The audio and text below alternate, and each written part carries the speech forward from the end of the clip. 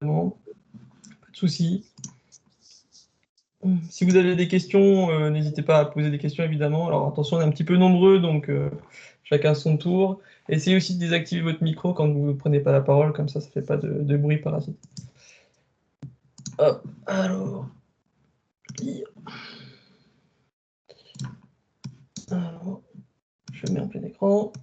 Donc FME, en fait, c'est un outil de la famille des ETL. Donc ça, c'est un acronyme, ETL en anglais, évidemment.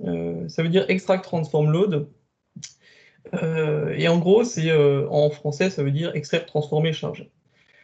C'est un outil, un ETL, hein, qui permet en fait qui permet de se connecter à de nombreux formats, d'accord, pour effectuer des traitements sur ces différents formats. Donc l'idée, c'est de récupérer par exemple des formats de données SIG, mais aussi des formats de données, bases de données, PostgreSQL, Oracle, et évidemment des fichiers Excel. De rentrer tout ça dans FME, on verra comment ça fonctionne, hein, pour du coup en fait effectuer des traitements de type correction, modification des données, enrichissement des données, et ensuite on va charger ces données modifiées dans des fichiers, dans des bases. Et ce processus en fait d'extraction, transformation, chargement, c'est toujours comme ça dans FME que ça fonctionne. Alors, je vois qu'il y a du monde qui veut encore rentrer. Hop. Je fais rentrer. Alors, pour les retardataires, on a un petit peu commencé. On parlait un petit peu de ce que c'était qu'un ETL. Donc, c'est un outil qui est capable de se connecter à plein de formats. FME, c'est 350, 400 formats différents. Donc, ça, c'est déjà un des gros avantages de FME, c'est que vous n'aurez plus de problème de format, en fait. Ça, c'est quelque chose qui est récurrent quand on travaille avec des données SIG ou non, hein. C'est que, ah oui, ce format-là, je ne sais pas le lire, il faut que j'utilise tel logiciel, celui-là un autre. Et FMU a cette grande capacité de se connecter à 350 formats, 400 formats, hein, même maintenant, et de transformer en fait ces formats de la même manière, et à la fin de charger dans autant de formats à peu près, donc environ 350-400 formats en sortie. Donc ça déjà, c'est une grande force des ETL en général, et de FME en fait, qui est un ETL spatial, c'est ce que je dis juste après, parce que FME c'est un ETL, évidemment il sait gérer toute la partie attributaire des données, mais depuis toujours FME s'est spécialisé dans le monde de la géomatique, donc en fait il a plein de readers, ce qu'on appelle les readers, donc des capacités à lire des formats spatiaux, mais aussi de les traiter, c'est-à-dire qu'il aura des fonctions, un peu comme ceux qui connaissent PostGIS, le cartouche spatial de PostgreSQL, qui est capable donc de transformer, de gérer les données spatiales directement dans son logiciel. Et au final, en fait, FME permet d'améliorer l'interopérabilité entre les outils, c'est ce que je dis ensuite. Et effectivement, on va voir pourquoi. C'est que, alors, si je repasse sur la bonne présentation, ça sera mieux. Hop. Donc FME permet d'améliorer l'interopérabilité, c'est ce que je dis, entre les différents outils. Classiquement, quand on est dans un système d'information géographique ou non, on a différents outils. On peut avoir un outil métier d'un côté, un outil cartographique de l'autre, et encore d'autres outils, je ne sais pas, qui gèrent les ressources humaines, etc. Et on a besoin de faire communiquer tout ça, d'accord, pour pouvoir faire du reporting, des synthèses. Et donc, parfois, on a des standards ouverts, d'accord? Alors, ça peut être le cas de SQL. Dans certains métiers, on a des standards comme GraphStager dans la fibre optique, mais on peut parler d'un langage comme SQL, pour ceux qui connaissent, qui est capable, en fait, de faire communiquer différents outils. Quand on n'a pas cette facilité-là, que SQL n'est pas partout présent, par exemple, on peut utiliser un ETL comme FME pour se positionner un peu comme un outil pivot dans votre système d'information géographique. Parce que FME est capable de se connecter à plein de formats. Ça peut être très bien, il peut très bien se connecter à une base de données travaillant SQL, mais aussi aller chercher des fichiers shapefile, aller chercher des fichiers Excel, se connecter à Internet, récupérer des informations sur Internet. Et en fait, centraliser tout ça dans ce script FME, on verra comment ça fonctionne, hein, pour, par exemple, après, générer des rapports ou alimenter une base à partir de tout ça. En fait, on va pouvoir, du coup, agglomérer plein d'informations pour les exploiter plus facilement par la suite. Donc, en fait, FME améliore l'interopérabilité entre les outils. C'est une de ses grandes capacités, puisqu'il se connecte à plein de formats. Alors, je vais encore rentrer un peu de monde. Hop, si ça fonctionne. Ça ne fonctionne pas toujours pour tout le monde. Voilà, ça rentre. Donc interopérabilité, grâce à sa capacité de connexion à beaucoup de formats. Alors ici, je parle un petit peu de format. Donc format, gérer plus de 400 formats en fait aujourd'hui. Bon, aujourd'hui, c'est surtout des formats sur le web, en fait, des services web qui sont disponibles chez Google, chez Amazon, voilà, chez les grands groupes. Mais aujourd'hui, vous n'aurez pas de difficulté à trouver le lecteur FME pour intégrer vos données dans le script ETL. Alors 400 formats, on parle évidemment de formats de type raster. Alors là, je parle un peu aux géomaticiens, on est dans le monde des images. D'accord, une vue aérienne, une orthophoto, image, des images quelconques. En fait, FME peut venir gérer tout ça au sein de son outil nativement.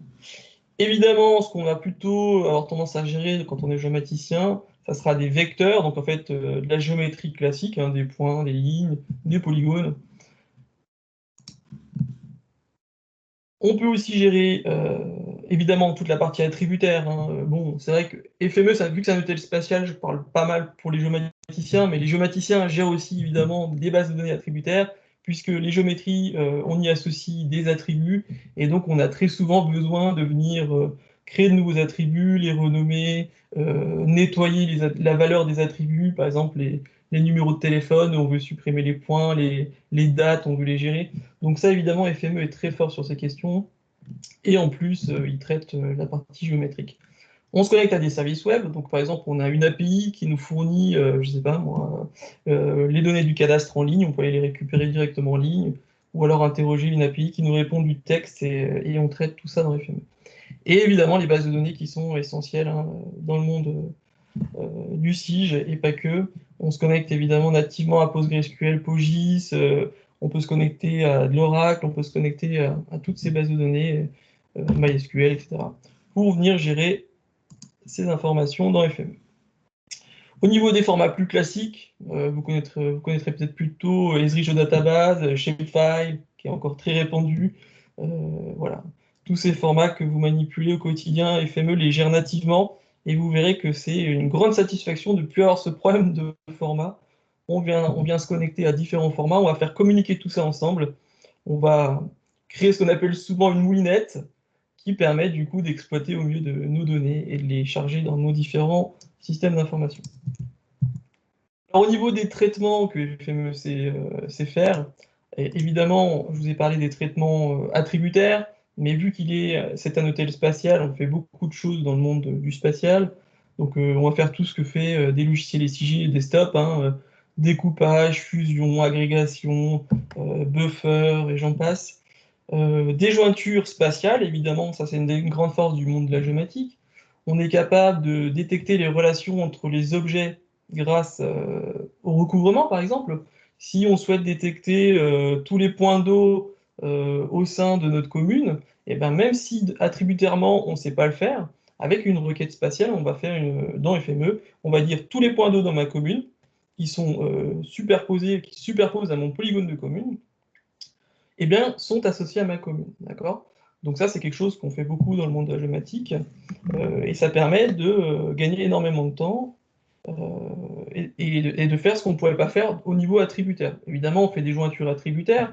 Par exemple, là, c'est pour lier deux flux de données, mais grâce à un identifiant commun attributaire entre les deux flux. Donc ça, c'est quelque chose qu'on fait aussi très souvent quand on est gestionnaire de base de données, et FME le fait très très bien, évidemment. Donc j'ai dit traitement raster, bon là c'est un peu spécifique, mais ça peut arriver. Et évidemment, du traitement 3D, FME c'est gérer les données en 3D, c'est aussi un peu spécifique, mais peut-être que ça peut intéresser. On peut faire de la correction de géométrie.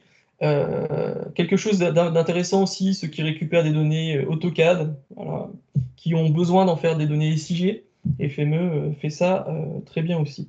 Des statistiques classiques, des statistiques avec R, voilà, c'est sans fin. En fait, souvent dans FME, quand on a un besoin, quand on vient vers moi, on me dit voilà, j'ai un souci, j'ai ces données-là, il faudrait faire ça, et ben on arrive toujours à trouver une solution d'une manière ou d'une autre. Alors, soit avec ce qu'on appelle les transformers, hein, je vais vous parler un peu de terminologie FME. Ces boîtes bleues, en fait, ce sont des transformers.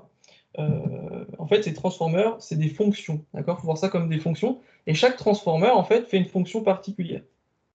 On verra quand on va manipuler tout à l'heure pour ceux qui ont installé FME, je vous montrerai de toute façon.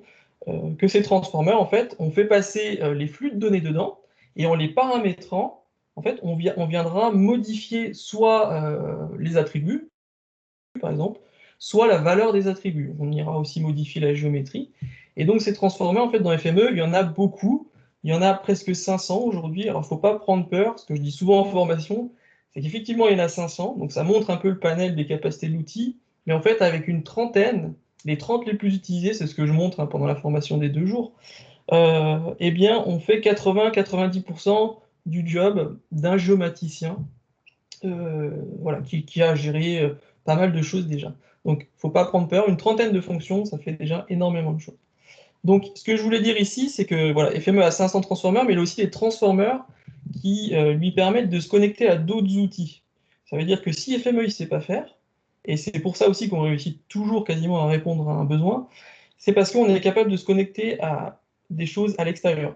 On voit ici certains transformers, il y en a un qui s'appelle Python Caller, en fait, dans FME, pour ceux qui savent faire, on peut faire du Python. D'accord? Bon, vraiment, quand on en arrive là, c'est que c'est vraiment quelque chose de très très spécifique, parce que FME propose déjà énormément de choses. Mais quand on est bloqué, on peut aller chercher du Python, on peut aller chercher avec System Caller, en fait, d'autres outils avec lesquels on peut communiquer avec du langage MS-DOS. Je donne souvent un exemple pour System Caller. J'ai déjà en fait utilisé des commandes QGIS, pour ceux qui connaissent l'outil, depuis FME, grâce à System Caller. Donc je vais utiliser la puissance d'autres outils depuis FME, mais FME, lui, va centraliser tout le traitement, d'accord? Donc voilà un petit peu pourquoi on arrive toujours à s'en sortir, parce qu'en fait, on peut aller chercher en plus d'autres outils. Alors, je ne sais pas si ça vous intéresse, mais on peut parler un petit peu du prix de l'outil quand même, c'est toujours intéressant. Évidemment, FME, ce n'est pas un outil libre et gratuit. Alors, il y a une version gratuite pour la maison, quand on veut s'amuser chez soi, on peut demander une licence gratuite. C'est autorisé facilement, il suffit de dire pourquoi. On veut utiliser FME, on a une licence gratuite à la maison. C'est gratuit aussi certainement pour les étudiants et les associations.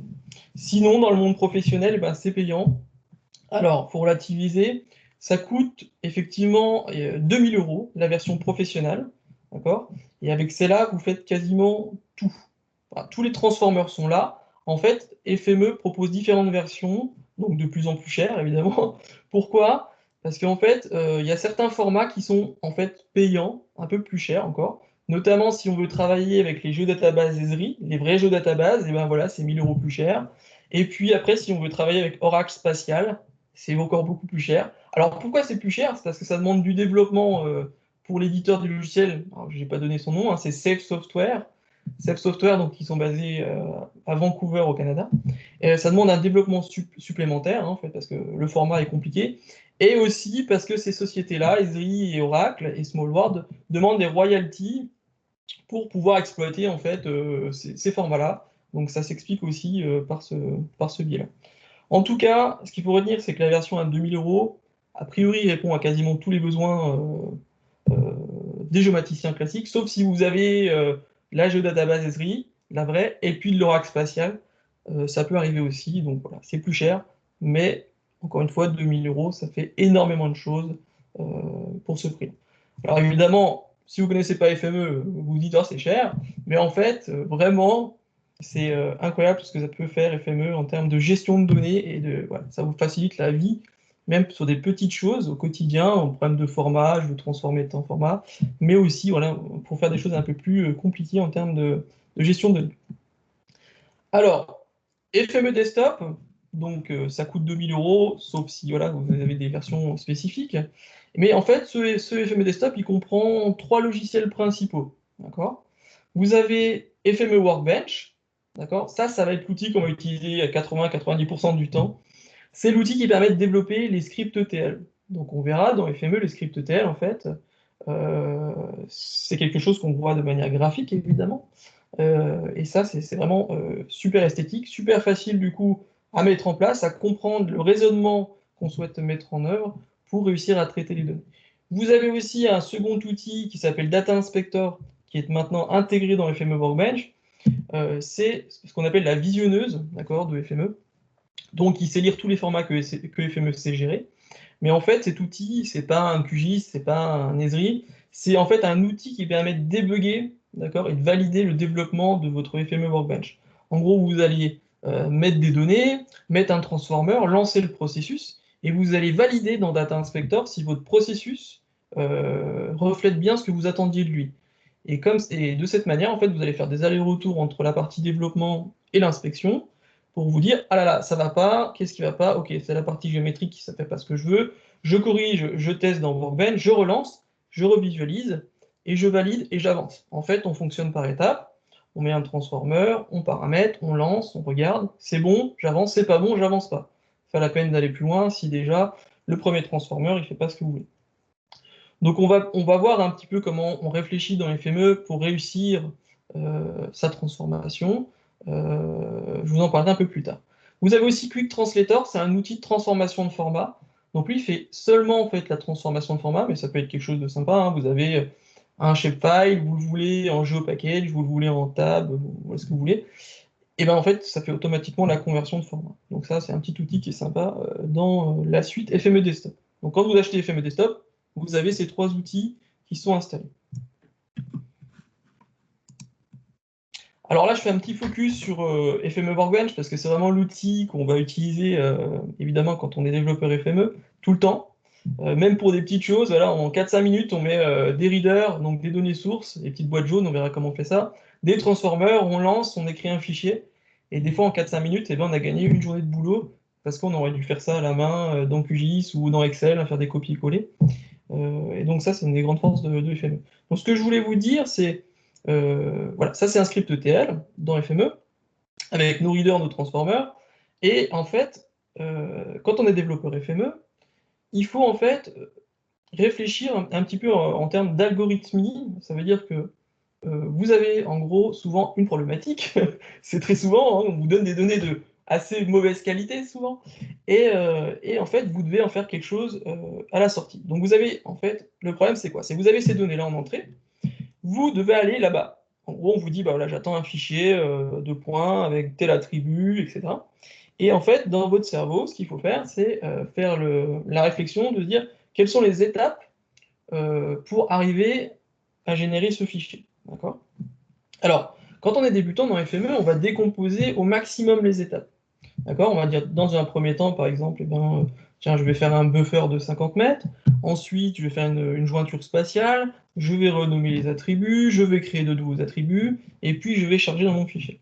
Et en fait, en décomposant comme ça votre réflexion, soit sur papier, hein, même moi encore, j'ai des choses un peu sur papier, parce que des fois, c'est un peu compliqué de réfléchir à l'algorithmie. Mais une fois que vous avez posé ça dans votre tête ou sur papier, eh ben, ça devient beaucoup plus simple de traduire ça dans FME. Parce qu'en fait, souvent, chaque étape que vous avez définie dans votre cerveau, eh ben, en fait, c'est un transformer. D'accord? Chaque étape fait appel souvent à un transformer, évidemment qu'il faudra connaître. Alors après, il y a Google qui fonctionne très bien. Vous tapez le mot-clé plus que ce que vous souhaitez faire avec FME, et souvent, dans un forum, vous allez trouver l'information. Et encore une fois, avec 20-30 transformers, on fait quasiment tout dans FME quand on est un géomaticien. Donc, on décompose, on essaie de trouver le transformer, on met le transformer, on le paramètre, on teste, on développe, et au fur et à mesure, on avance, on valide ces étapes, jusqu'à arriver à l'étape finale. Donc c'est vraiment comme ça qu'on travaille dans FME, et c'est comme ça que je travaille encore aujourd'hui, hein. Après 12 ans de FME, on réfléchit à ce qu'on a, à ce qu'on veut, et on détermine les étapes pour y arriver. D'accord? Alors évidemment, des fois dans FME, même avec toute la bonne volonté, on n'arrive pas toujours à répondre à 100% à la demande. D'accord? Évidemment, ce qu'il faut réfléchir, c'est est-ce que si je fais 80% du boulot, combien de temps je fais gagner à la personne? Voilà. Évidemment, des fois, il y aura des choses qu'il faudra quand même faire à la main, dans du SIG, dans de l'attribut. On ne peut pas non plus faire de la magie, on fait pas mal de choses. Il y a des choses voilà, qui restent à faire à la main. Mais par contre, on gagne souvent énormément de temps en automatisant une certaine partie du processus. Voilà. Ce qu'il faut peser, c'est est-ce que dans FME, ça me prend 2 heures à développer, et est-ce que finalement, à la main, j'irai pas plus vite? Voilà. À un moment donné, il faut se poser la question, mais souvent, dans FME, ça va beaucoup plus vite. Avec 3-4 transformers, on fait gagner souvent des heures de boulot. Alors Data Inspector, on le verra, c'est l'outil je vous en ai parlé, hein, de la visionneuse de FME, qui permet non pas de faire des belles cartes, mais en fait de débugger votre script ETL, d'accord? Donc vous allez pouvoir visualiser la partie géométrique, le résultat géométrique, on verra, mais vous allez aussi pouvoir visualiser le résultat attributaire, d'accord? Donc en fait, on va manipuler aussi bien les attributs que la géométrie, et au fur et à mesure de notre développement, on va valider ce que fait le script ETL.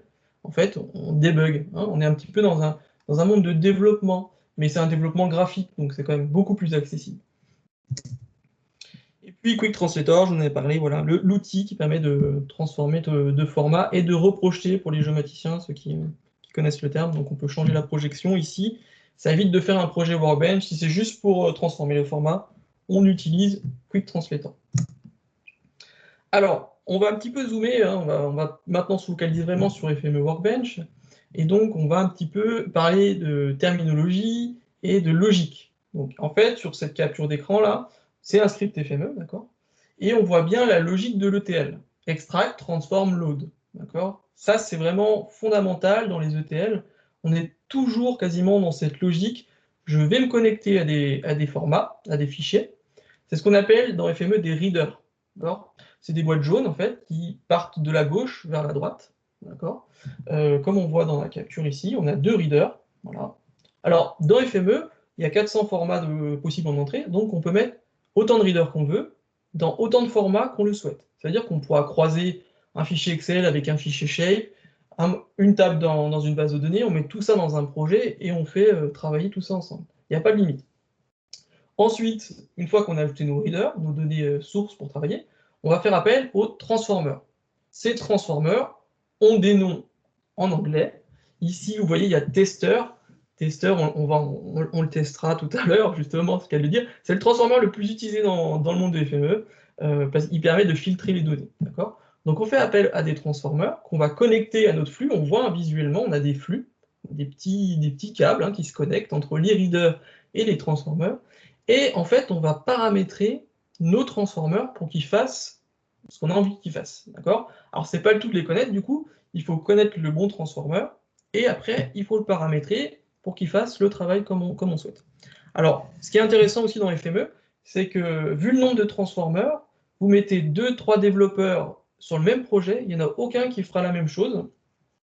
Par contre, ça va fonctionner. D'accord? Donc, c'est cette grande souplesse, en fait, en fonction des transformers qu'on connaît, eh ben, on y arrive toujours d'une manière ou d'une autre. Après, ce qui va dire qui est le meilleur développeur, ça va être une question un petit peu de compacité de script et puis de temps de traitement. D'accord? Bon, après, sur des petits volumes de données, même des dizaines, centaines de milliers de lignes, FME, ça va très très vite. Hein.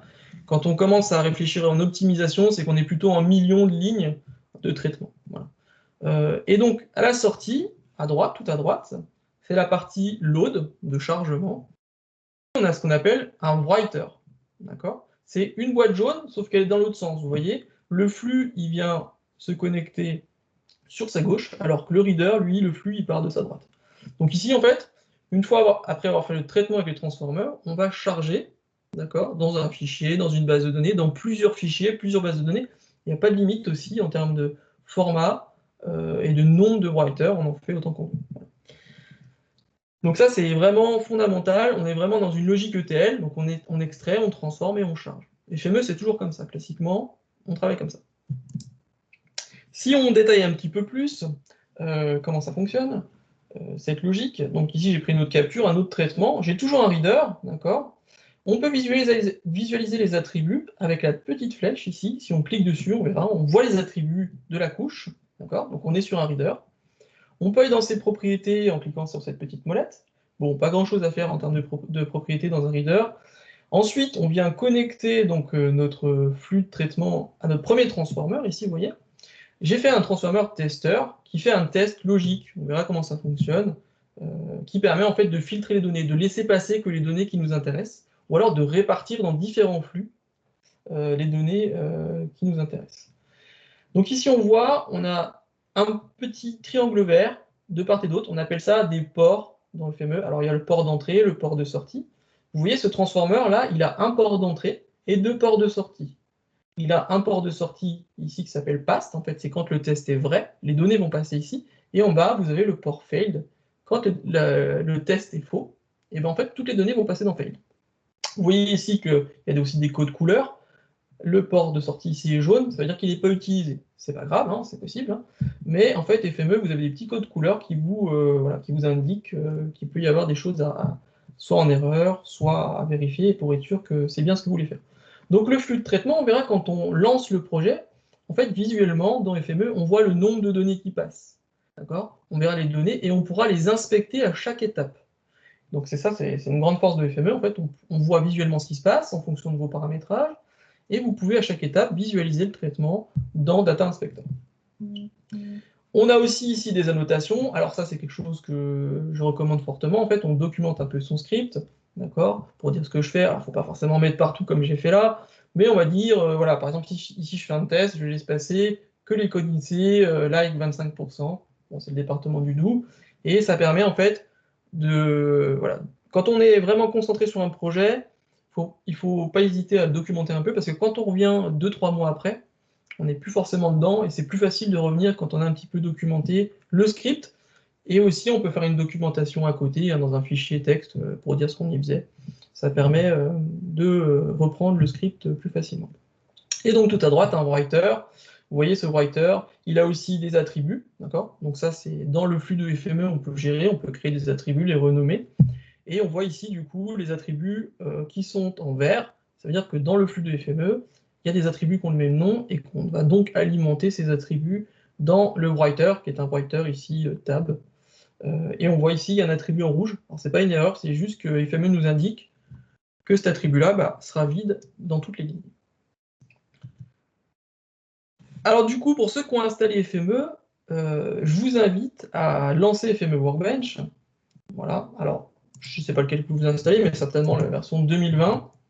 Donc moi j'en ai plein. C'est 2020.1.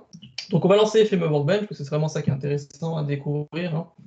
Et puis on va voir comment on crée un projet.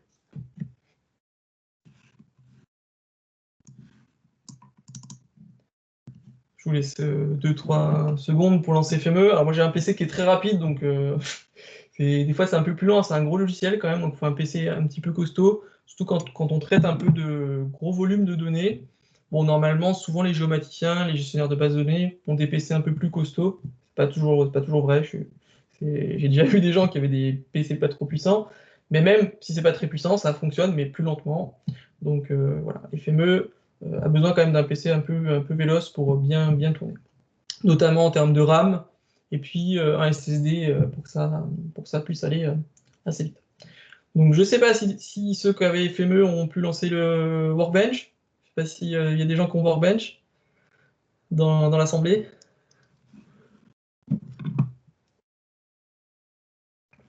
Tout le monde est en mute, alors faites attention si vous voulez parler, il faut réactiver le micro.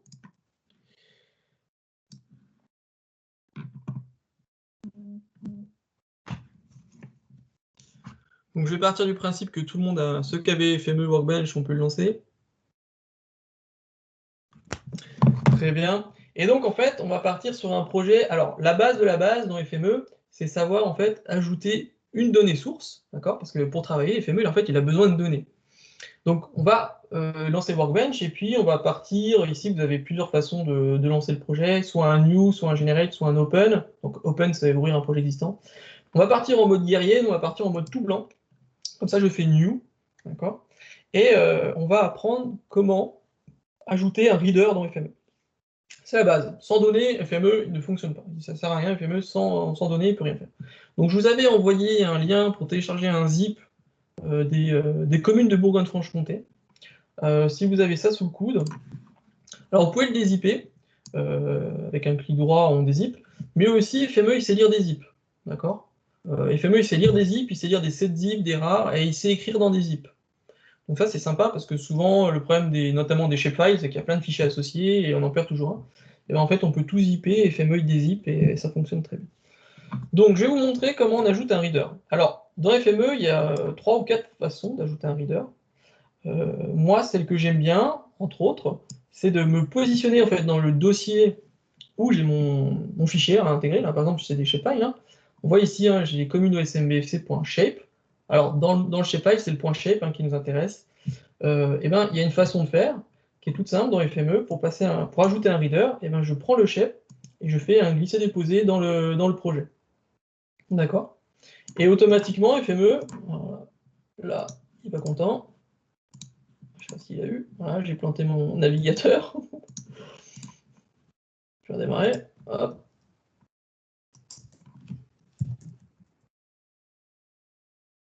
Hop, je me repositionne. C'est reparti. Je fais un glisser-déposer, je lâche. Et automatiquement, en fait, FME, voilà, il passe dans une petite fenêtre qui s'appelle Add Reader. Donc, il a compris qu'on souhaitait ajouter une donnée source, d'accord? Donc, en français, ça se traduit par donnée source un peu, hein. Et automatiquement, vous voyez, il a positionné le bon format. Il met format et Shapefile. Et puis, en dessous, dataset, il me met le chemin, en fait, de là où est entreposé mon fichier Shapefile. J'ai juste à faire OK. Et automatiquement, FME m'ajoute. D'accord. Je clique sur la petite flèche, je vois que ce reader en fait dispose de 4 attributs. D'accord. INSEE, nom, Wikipédia sur Fectar. Et donc ça, c'est la première chose à savoir faire dans FME, c'est ajouter un reader. Donc soit on peut faire du glisser-déposer, comme j'ai fait. Voilà, on glisse le fichier que FME sait lire, évidemment. L'autre méthode, eh bien, c'est passer par la barre d'outils au-dessus, vous voyez, il y a Reader, et on tombe dans Add Reader. Alors là, il était sur Shapefile parce que j'ai fait mon reader tout à l'heure là-dessus. Et dans Format, ici, on peut taper, par exemple, Excel. D'accord. Vous voyez. Et puis ensuite, il faut aller chercher avec les 3 petits points là, Open File Browser. Vous allez chercher un fichier Excel. Voilà, je fais OK. Et hop, un autre reader, mais ici, je suis sur un Excel. D'accord. Bon. Ce que je vous montrais, c'est que voilà, il y a plusieurs façons. On peut faire ici Reader, on peut faire un glisser-déposer. Il y a aussi quelque chose, moi, que j'adore dans FME, c'est qu'on peut taper directement le nom du format. Donc, vous voyez, je positionne ma souris au milieu du projet FME, là où on développe le script, et je vais taper le nom du format. Donc, par exemple, je tape Shape, et en fait, vous voyez, FME, il m'ouvre une petite fenêtre, une interface, où il nous dit, voilà, il pourrait nous proposer des transformers, on verra les transformers, on les appelle comme ça aussi, mais on a aussi Reader et Shapefile. Et là, si je double-clique dessus, eh ben, je tombe dans Add Reader, j'ai plus qu'à aller chercher mon Shapefile. D'accord.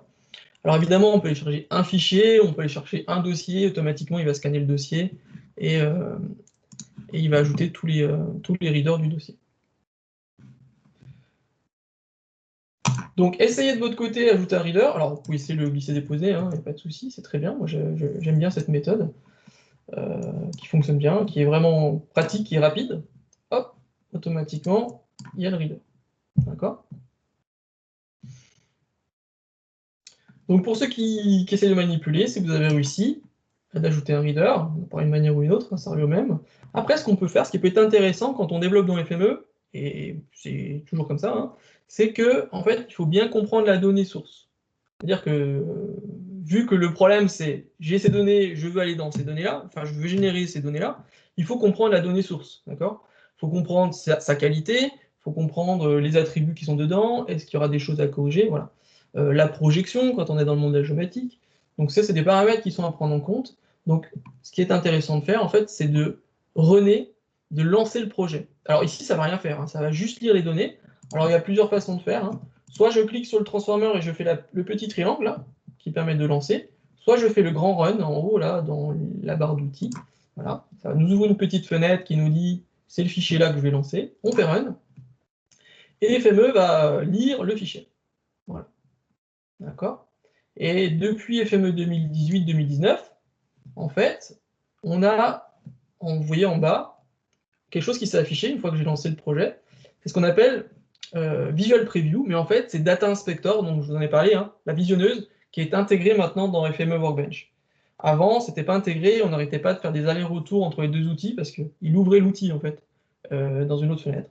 Alors que maintenant, tout est intégré. Alors, on peut encore l'ouvrir, hein, en grand. Il suffit de cliquer sur le petit bouton, ici, Open in Data Inspector, et on ouvre Data Inspector complet. Voilà. Donc ici, qu'est-ce que je vois? Eh bien, je vois des données géométriques de type vectoriel, hein. On est sur des polygones, d'accord? Et en fait, ça représente les communes de Bourgogne-Franche-Comté. C'est données OpenStreetMap, hein, que je vous avais fournies, donc c'est données libres. Donc c'est toutes les communes, alors, je ne sais plus quelle année, hein, c'est peut-être pas la dernière mouture, mais c'était les communes de Bourgogne-Franche-Comté il y a peut-être un an ou deux.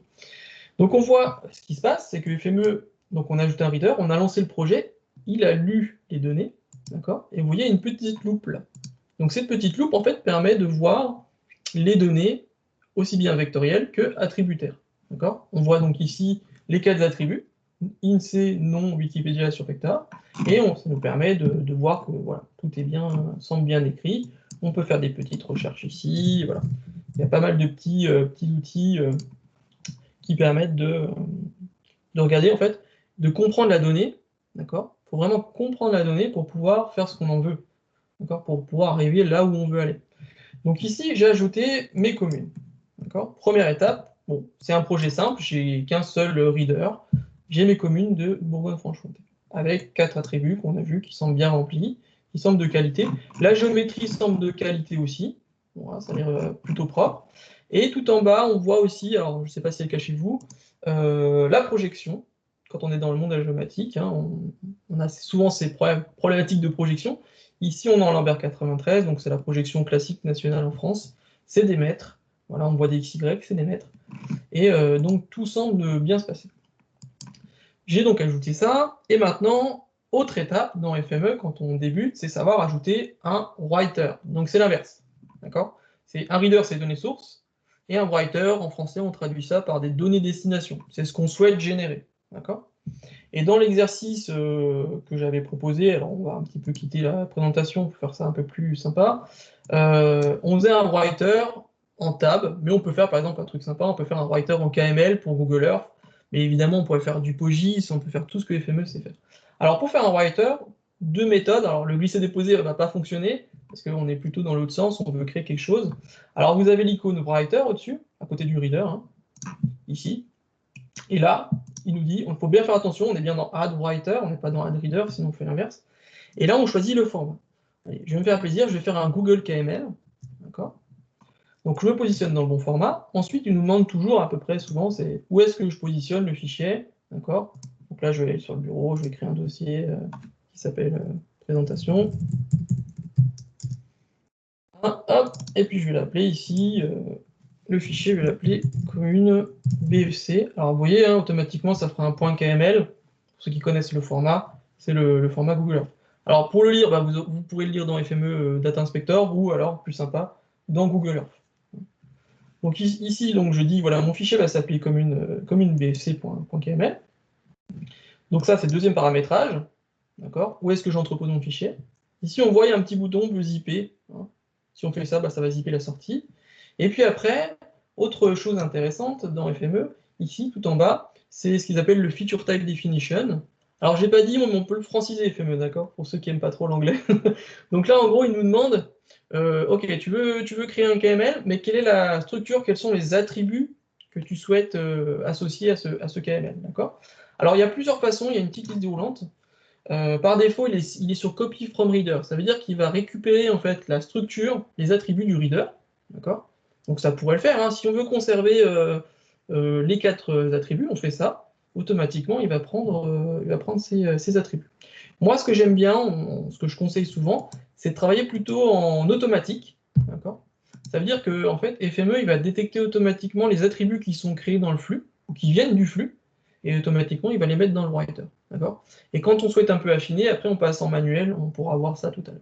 Donc là, je mets en automatique.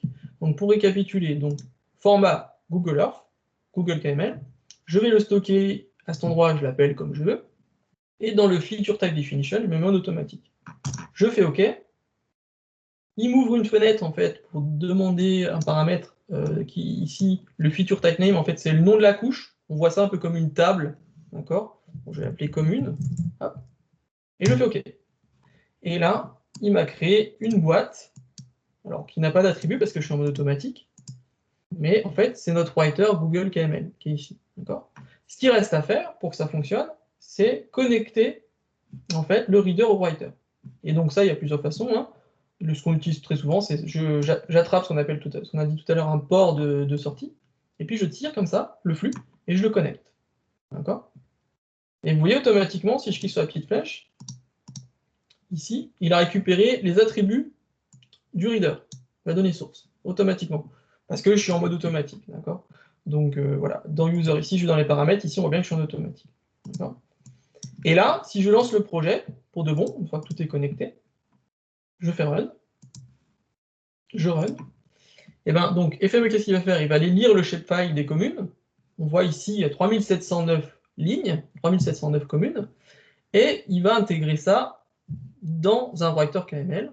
Il récupère toutes les données, et il récupère aussi les attributs. D'accord? Je vais vous montrer, avec le petit bouton là, on peut ouvrir Open Containing Folder, on peut ouvrir le dossier de résultats.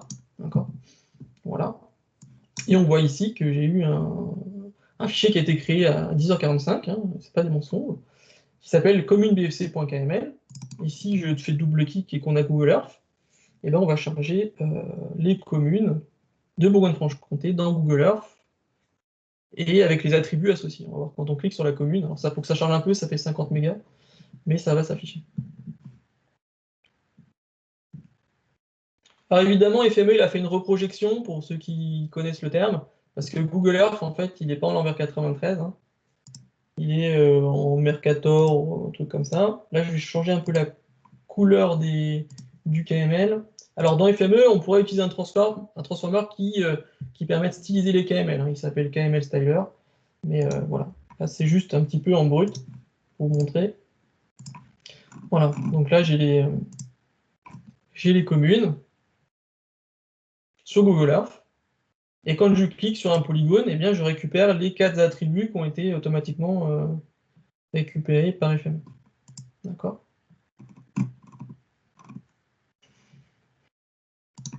Donc là, en fait, on n'a pas fait énormément de choses. En fait, on a juste changé de format. D'accord? Alors, pour changer de format, je vous en ai parlé, il y a un outil qui s'appelle Quick Translator. D'accord? Mais quand on utilise FME Workbench, alors on peut faire ça, hein, ça fonctionne bien. C'est plutôt pour aller un peu plus loin. Ça va être pour changer la géométrie, corriger la géométrie, changer les attributs, enfin tout ce que FME sait faire. D'accord? Mais c'est souvent la base. On débute un projet comme ça, on ajoute nos données sources, d'accord, nos readers. On peut ajouter nos writers si déjà on a défini la structure de ce qu'on souhaite exporter. D'accord? Mais ça peut se faire aussi à la fin, les writers. D'accord? Donc là, la partie ici qu'on a faite, de l'ETL, on a fait la partie E, extraction des données, et la partie load. D'accord? On a chargé quelque chose. Alors là, on fait juste charger dans un autre format. Alors, je ne sais pas si tout le monde, ceux qui avaient FME, ont réussi à ajouter le reader et le writer. Si vous avez des difficultés, n'hésitez pas à me dire si vous voulez que je remonte un truc, si c'est clair pour tout le monde. Alors évidemment, là, c'est les grandes lignes. Après, il y a des paramètres qu'on peut aller voir, qu'on comprend un peu mieux quand on fait une formation plus longue. Mais encore une fois, c'est une présentation, c'est pour montrer comment ça fonctionne, un peu la logique de FME. Bon, après, le writer, si vous n'avez pas réussi, c'est pas grave. Ce qui est important, c'est le reader si vous voulez faire la suite des exercices. Parce qu'on va un petit peu manipuler les données avec des transformers. C'est bon pour tout le monde? Alors, comment on obtient le fichier KML? Alors, le fichier KML, il faut donc ajouter un writer, comme j'ai fait. Hein. J'ai fait writer, j'ai choisi Google KML en sortie, le format. D'accord? Je lui ai dit où est-ce que j'allais l'entreposer. Je lui ai donné un nom. Il faut lui donner un petit nom. D'accord? On fait enregistrer. Et puis après, ici, je me mets en mode automatique dans la petite liste du roulant du bas. Je fais OK. Il m'ouvre une fenêtre, ça c'est pour donner le nom de la couche. Voilà. C'est pas forcément grave si on ne fait rien, on fait OK. Et là, après, il faut connecter notre reader à notre writer. Alors, évidemment, c'est pas suffisant de le connecter. Pour qu'on génère le fichier KML, il faut lancer le FME. Parce qu'en fait, FME, pour que vous puissiez voir ce que ça fait, il faut toujours penser à venir faire run ici. D'accord? On fait run, il nous ouvre une petite fenêtre de paramétrage, on fait run, on ne change rien. Et là, seulement, il lance le projet et il va écrire le KML. Voilà. Ici, on a un log qui nous dit ce qui se passe et il nous dit qu'il a écrit 3709 lignes dans un fichier KML. D'accord? Et après, on peut aller dans le dossier de résultats, là où on avait dit qu'on l'écrirait. Et on voit que ça a bien été écrit dans le dossier. Alors après, Google Earth, il faut l'installer, c'est gratuit hein, si vous voulez. Mais on peut aussi ouvrir le KML avec FME Data Inspector. Hein. Parce que si je fais clic droit, il ne veut pas, si je change Data Inspector. Hop.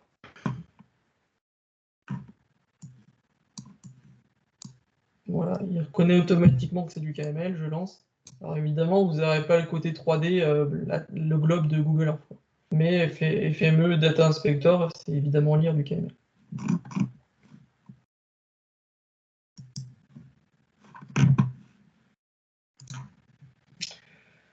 Donc voilà, on a ajouté un reader et un writer. Alors évidemment, encore une fois, on fait autant de reader, autant de writer qu'on veut. Pas de souci, des formats qu'on veut, il n'y a pas de difficulté. On peut faire 2 writers avec la même structure sur 2 formats différents, il n'y a aucun problème. Donc maintenant, ce que je vais vous montrer, c'est vraiment là le côté intéressant de FME, c'est comment on manipule les données. Pour manipuler les données dans FME, on utilise ce qu'on appelle des transformers. Ces transformers, il y en a beaucoup, 545 sur le mien de FME Desktop, d'accord. Mais encore une fois, 20-30, on fait quasiment tout le travail. Donc, je vais vous présenter le transformer le plus utilisé de FME en premier, c'est tester. Alors, pour appeler le transformer, moi, ce que je préconise quand je fais les formations, évidemment, il faut le connaître, c'est que dans FME, comme tout à l'heure, pour ajouter un reader ou un writer, on tape le nom du transformer, d'accord. Et quand on ne le connaît pas, en fait, on a une galerie, ici, une galerie des transformers, qui, en fait, nous permet de faire un petit peu une recherche par catégorie. Par exemple, si on veut gérer les attributs, voilà, on a les attributs de quelque chose. Après, si vous voulez, je vous enverrai un lien sur un PDF qui liste tous les transformers et qui définit ce qu'ils font un peu en français. Ça peut être pas mal. De le bouquiner, de regarder, et puis comme ça, vous découvrez les transformers. Mais du coup, là, je vais appeler tester. Alors, je fais rentrer quelqu'un. Hop, tester, donc je tape, test. Vous voyez, il propose. Il y a pas mal de transformers qui ont le mot-clé test. Et moi, ce qui m'intéresse, c'est tester. D'accord. Vous voyez, je l'ai appelé, il a été ajouté. C'est une boîte bleue, c'est un transformer. D'accord. Et évidemment, pour qu'il puisse agir sur les données, il faut qu'on le connecte au flux. D'accord. Alors, pour le connecter, il y a plusieurs façons. Je prends le transformer, vous voyez, je viens le superposer au flux, je lâche le clic, et automatiquement, il se connecte au flux. D'accord. Pour les experts, l'autre méthode qui est pas mal, c'est je clique sur le flux avec ma souris, clic gauche, j'appelle le transformer, je fais entrer, et automatiquement, il se connecte au flux. D'accord. Donc, on appelle le transformer comme ça, par son petit nom. Alors, évidemment, on peut mettre autant de testeurs qu'on veut, il n'y a pas de limite. On met autant de transformers qu'on veut dans FME. J'ai ajouté testeur. Alors, testeur, il fait quoi? C'est le numéro 1, parce que, en fait, testeur, il permet de filtrer les données. Ceux qui font du SQL, ça va leur parler. Ça fait la clause where, en gros, ça permet de dire si la donnée vaut ça, alors elle passe. D'accord. On voit, il y a 2 ports de sortie. Pass, ça veut dire que le test est vrai. Fail, c'est le test est faux. D'accord. Et donc, vous voyez ici, testeur, il a une petite molette, là, un petit engrenage rouge, ça veut dire qu'il a besoin d'être paramétré. Il y a des transformers qui font des choses par défaut, alors pas forcément ce que vous voulez, mais il n'y a pas besoin de les paramétrer. Il y en a, on est obligé de les paramétrer pour qu'ils fonctionnent. Là, si on lançait le projet, en fait, ça ne passerait pas le testeur. Vous voyez, il vous dit invalide transformer, ça ne va pas marcher. Donc, on rentre dans le paramétrage avec la petite molette, ou double-clic sur le transformer, d'accord. Et vous voyez, on rentre dans le paramétrage de testeur. Alors, chaque transformer a un paramétrage différent, évidemment, ça dépend ce qu'il fait. Et donc ici, en fait, testeur nous permet de faire des tests logiques sur les valeurs des attributs. Donc ici, vous avez la colonne left value. En gros, c'est le nom de l'attribut qu'on veut utiliser pour faire le test. Donc, soit vous le tapez, quand vous le connaissez. Sinon, il y a la petite flèche qui est toujours là dans FME, la petite flèche noire à droite qui permet d'aller faire attribute value et de choisir l'attribut qu'on souhaite utiliser pour faire le test. Donc par exemple, si je souhaite laisser passer dans mon flux que la commune de Dijon, d'accord, et ben je vais faire non égale Dijon. Alors là, c'est à nous de le taper. Sauf que vu qu'on a lancé un premier coup FME, en fait, il en cache. Donc il nous propose quand même la liste de valeurs. Dijon, hop. Et donc là, on va dire si la valeur de l'attribut non vaut Dijon, eh bien, je veux que la valeur passe par le port pass du transformer tester. Donc, je vais juste faire ça. Je vais vous montrer maintenant ce qui se passe. Donc là, je vais enlever, c'est juste pour visualiser. Hop, je run. Qu'est-ce que fait FME? En fait, il fait rentrer les 3709 données dans le testeur. D'accord. Et pour chaque ligne, en fait, il vient tester la valeur non pour voir si elle vaut Dijon. Alors, attention. FME, par défaut, il est sensible à ce qu'on appelle à la casse. Ça veut dire que le D majuscule, il est important. Alors, on peut lui dire ici, pas sensible à la casse. Mais ça, c'est des choses d'informaticiens. par défaut, il est sensible à la carte. Donc on met Dijon avec un D majuscule, et là, ça se passe bien. Donc vous voyez ici, automatiquement, on voit 3709 données. Sur mes 3709 données, j'en ai une qui est dans PAST, c'est-à-dire qui correspond à mon test. Et si je clique sur la petite loupe ici, je vois que c'est bien Dijon, c'est le polygone de Dijon qui sort. Le failed, en fait, c'est toutes les autres communes en dehors de Dijon. D'ailleurs, on voit ici, il y a un trou. Hein. C'est Dijon. Donc en fait, testeur, il permet de répartir les données. Donc pourquoi on l'utilise souvent? Parce que souvent, on a besoin soit d'exclure des données, d'ailleurs ça ne nous intéresse pas, soit on veut répartir les données. Par exemple, si dans mon testeur ici, je fais un autre test un peu plus compliqué, bon, pas forcément plus compliqué, mais je vais dire INSEE, le code INSEE, d'accord? Et au niveau des opérateurs, vous voyez, vous n'avez pas que égal, d'accord? Vous avez un truc qui est sympa, c'est begin with. Et vous savez qu'un code INSEE, en fait, c'est la concaténation, donc c'est les deux premiers caractères, c'est le code département, et les trois derniers caractères, c'est le code commune. Donc je vais faire begin with, par exemple, 25.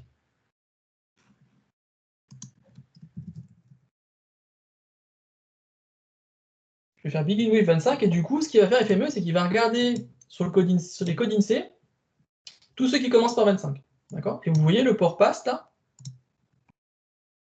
il a laissé passer les 573 communes du département du Doubs. Si je dézoome, voilà. Et tout en dessous, eh bien, c'est toutes les autres communes, sauf les communes du département du Doubs. D'accord? Alors évidemment, on peut faire des tests un peu plus compliqués. Hein. On peut faire des OR, des AND. Bon, là, je vais faire un duplicate. Hop, je vais faire OR. Je vais virer celui-là. Et puis, je vais faire par exemple begin with 70 pour la haute somme. D'accord? Et là, du coup, j'ai le doux et la haute somme. Donc, testeur, il sert à ça. En fait, il sert à faire des filtres sur les attributs. D'accord? Alors, évidemment, rien ne vous empêche de dire...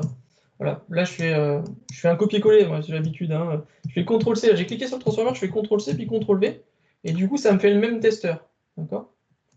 Et par exemple, bah, si je veux mettre un autre test, par exemple sur le port failed, ou même sur le port past, hein, pour affiner, et ben on peut faire un second testeur comme ça qui viendra faire d'autres tests, d'accord, pour répartir les données. Alors voilà, ça c'est testeur, d'accord. Évidemment, il y a un autre transformer qui s'appelle testFilter qui permet d'éviter en fait cette cascade de testeurs, mais bon, il y a tout ce qu'il faut pour éviter de trop s'embêter. Et ça, c'est un réflexe que je pense que vous avez peut-être aussi, et que je dis souvent, c'est que quand on développe, parce que finalement FME c'est du développement, alors c'est du développement graphique, hein, mais quand on développe, en fait, il faut avoir un réflexe, un petit côté feignant, alors c'est pas péjoratif, hein, c'est juste que il faut éviter de faire des choses plein de fois qui sont redondantes, faire des copier-coller, beaucoup de copier-coller, faire un même morceau de script plusieurs fois. Dans le monde de l'informatique et du développement, il y a toujours des méthodes pour éviter des choses longues, en fait. D'accord? Donc quand on fait quelque chose de long, il faut se poser la question, tiens, je fais quelque chose de long, là, c'est bizarre. Soit c'est parce que je ne sais pas faire autrement, donc j'essaye d'apprendre. Soit c'est parce que l'outil est mauvais, et dans ce cas-là, il faut demander aux développeurs de corriger le problème. Mais souvent, ceux qui ont développé les outils qu'on utilise, c'est aussi des développeurs, donc ils ont ce réflexe-là d'essayer d'éviter de faire des choses répétitives. Et dans FME, c'est aussi le cas. Quand on fait quelque chose de répétitif, c'est qu'il y a certainement 99% de chances d'avoir une fonctionnalité qui permet d'éviter de faire ça. Donc ça, c'est un réflexe qu'il faut avoir généralement dans les outils informatiques. Donc j'ai fait mon testeur, vous voyez, ça me permet de trier les données. D'accord. Et maintenant, on va faire quelque chose qui est dans le tuto, hein, qu'on ne regarde plus, mais évidemment que je connais. On va renommer les attributs. Ça, c'est quelque chose qu'on fait souvent. Hein. Donc on a un attribut qui s'appelle nom, d'accord, et INSEE. Et finalement, je ne veux pas qu'il s'appelle nom INSEE, je veux qu'il s'appelle comme INSEE et comme nom. D'accord. Donc là, je vais faire appel à un transformer pour renommer les attributs. Et du coup, là, je vais faire appel à un transformer qui s'appelle attribute renamer. Donc quand on gère les attributs, c'est toujours attribut de quelque chose. Donc quand on ne connaît pas, on tape attribute et puis on regarde la liste. Et renamer, bon, il paraît pas mal pour renommer les attributs. Donc je viens connecter mon port past à attribute renamer. Et pareil, lui, il a besoin d'être paramétré. Donc son paramétrage est différent de testeur. Parce que lui, qu'est-ce qu'il fait? En fait, on dit, par exemple, l'attribut INSEE. D'accord? On voit, il y a input. Donc il arrive comme ça, il s'appelle INSEE.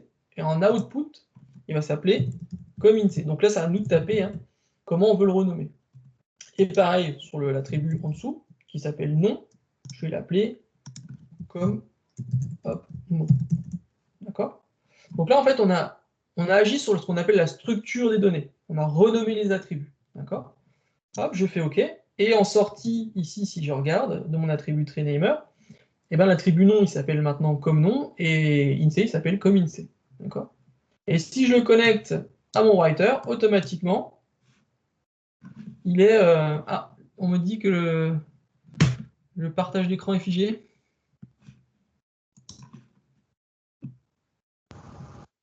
Chez nous, ça fonctionne. OK. C'est un problème de réseau. Vous voyez plus bouger là? Si je bouge, le testeur.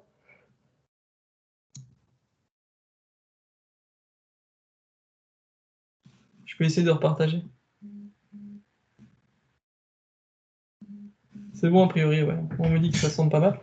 Bon, effectivement, après, ça dépend peut-être un petit peu Teams, le réseau. Très bien. Donc, du coup, attribut TreeNamer, vous voyez, automatiquement en sortie, bah, il a renommé les attributs, c'est son travail, il sait faire ça. Il est spécialisé dans le renommage d'attributs. Et vu que mon writer, il est en mode automatique, quand j'ai reconnecté le flux, hein, et ben, automatiquement, il a pris les bons noms d'attributs. Donc là, on renomme des attributs, pardon. Et ce qu'on peut faire aussi, évidemment, dans FME, hein, c'est créer des attributs. Et pour créer des attributs, bah, ça va être attribute, non pas renamer, mais ça va être attribute creator. D'accord? Donc ça, c'est en gros testeur, attribute renamer, attribute creator, ça doit être le top 5 des transformers les plus utilisés. On l'utilise très souvent parce qu'on a besoin de gérer la structure et de créer des attributs. D'accord? Donc attribute creator, qu'est-ce qu'il fait lui si on regarde son paramétrage? Il fait pas mal de choses. C'est vraiment un super outil. En fait, ça nous permet de créer donc de nouveaux attributs, mais de plusieurs manières. On peut créer des attributs qu'on appelle de type constant. C'est une constante. Par exemple, ici, je vais créer un attribut qui s'appelle pays. Et pour toutes les communes, eh ben, on est tous en France. Donc, au niveau à droite, attribut de value, je vais taper France, moi manuellement. D'accord?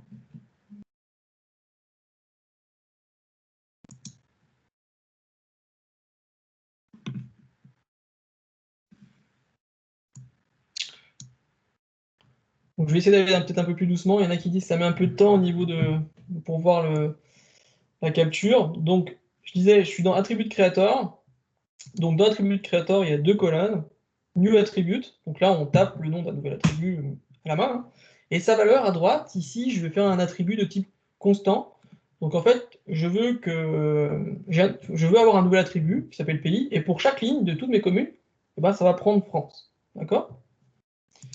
Il y a un autre truc qui est intéressant, évidemment, dans FME, c'est qu'on peut faire des concaténations. Je ne sais pas si ça cause à tout le monde, mais en gros, on va concaténer la valeur de plusieurs attributs, avec des constantes aussi, si on veut. Donc là, par exemple, je vais créer un attribut qui concatène le nom de la commune plus le code INSEE. Et puis entre les deux, je vais mettre un tiret. Je vais appeler ça concaténation pour que ça soit facile à comprendre. Concaténation. Et à droite, du coup, c'est pas une constante, donc je vais pas taper moi-même à la main ce que je dois mettre. Et en fait, je vais utiliser un petit outil dans FME là, qui est toujours la petite flèche à droite. Donc c'est pas attribut de value ce coup-ci, c'est Open Text Editor. Et dans Open Text Editor, en fait, ici, on est en mode concaténation. Ça veut dire qu'on va pouvoir à la fois ajouter la valeur des attributs, mais aussi des constantes. Donc par exemple, j'avais dit qu'on faisait le nom de la commune. Donc ici, vous voyez, dans FME Feature Attribute, j'ai tous les attributs du flux. Donc avec un double clic dessus, hop, ça m'ajoute en fait add value de comme nom. Donc en gros, FME nous dit qu'il utilisera la valeur de l'attribut comme nom pour chaque ligne. Hein. Évidemment, chaque ligne, il prendra les bonnes valeurs. D'accord? Et pour concaténer dans FME, il n'y a pas plus simple. Je ne sais pas si vous connaissez d'autres langages comme Python, etc. Il faut mettre des plus, des doubles cotes. Mais en fait, ici, il n'y a rien à faire. On fait par exemple un espace avec l'espace. Je mets un tiret. D'accord? Je fais un autre espace. Et je fais un double clic sur comme INSEE. D'accord? Et pourquoi pas rajouter des parenthèses autour pour que ça fasse entre parenthèses comme INSEE. Donc la concaténation est super simple dans FME. Alors je ne montre pas, mais il y a des fonctions, on peut appeler des fonctions aussi indirectement dans le traitement. Mais là, en gros, on concatène le nom de la commune avec un double clic sur comme nom. Je mets un espace, un tiret, un espace. Et entre parenthèses, je mets la valeur du code INSEE.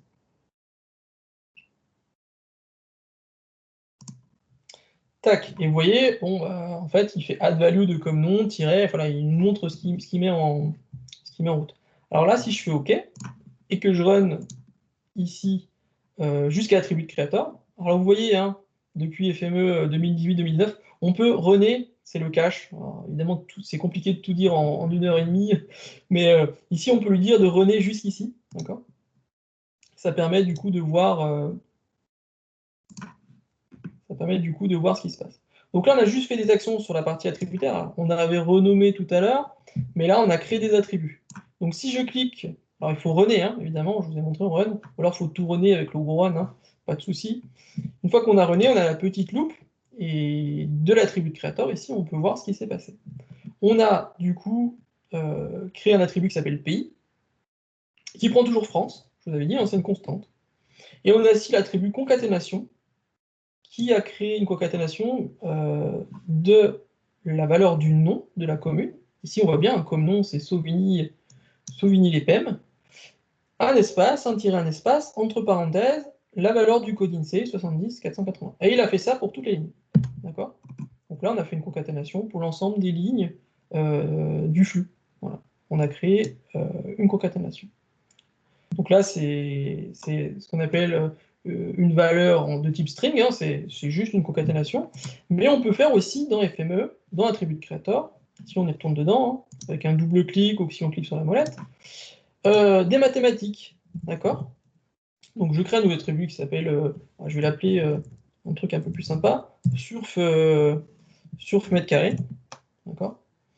Et pour faire des maths dans Attribute Creator, vous avez toujours la petite flèche. Il ne faut pas choisir Open Text Editor parce que c'est la concaténation. Il faut choisir Open Arithmetic Editor. Et là, on va faire des maths. D'accord? Si vous voulez faire des maths en Open Text Editor, ça va faire une concaténation, c'est pas ce que vous voulez faire. Donc, ici, au niveau des attributs, on a un attribut qui s'appelle surfhectare, d'accord, ce qui est la surface en hectares. Et si je fais un double clic et que je fais un fois, alors attention, le fois en informatique, c'est pas un X, hein, c'est la petite étoile. Après, vous avez les opérateurs hein, qui sont ici, évidemment, si vous ne les connaissez pas. Math opérateur. Donc, fois petite étoile, fois 10 000, et bien en fait, on va passer en mètres carrés. D'accord? Parce qu'on a des hectares, on va les passer en mètres carrés. Un hectare, 10 000 mètres carrés, hop. Et du coup, on aura un nouvel attribut qui s'appellera surf mètre carré, qui vaudra la surface hectare fois 10 000 pour chaque ligne. D'accord?